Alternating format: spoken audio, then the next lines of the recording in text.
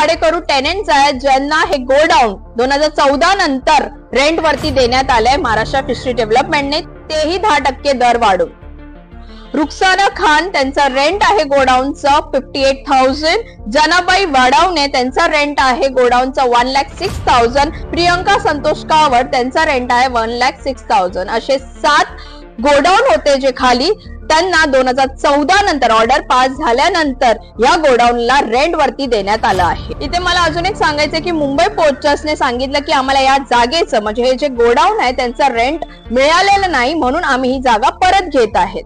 Tenants म्हणतात इथे की आम्ही दर महिन्याला टेनेंट्स आणि भाडेकरू टेनेंट्स हे दोन्ही म्हणतात की आम्ही दर महिन्याला महाराष्ट्र फिशरी डेव्हलपमेंटला रेंट देत आलो आहे, ते पण 10% वाढवून। मुंबई पोर्ट ट्रस्ट म्हणते की आम्हाला पैसे मिळाले नाही, टेनेंट्स म्हणतात की आम्ही पैसे दिलेत आणि इथे महाराष्ट्र फिशरी डेव्हलपमेंट गप्प आहे, त्यांनी अजून काहीच उत्तर दिलं नाही आहे। म्हणजे हा स्कॅम नाही तर काय आहे? एवढे पैसे गेले तरी कुठे? महाराष्ट्र फिशरी डेव्हलपमेंटने अजून याचं काही एक उत्तर दिलं नाही आहे। ससून डॉकच्या गोडाऊनमुळे इथे लाखो लोकांचं घर चालायचं।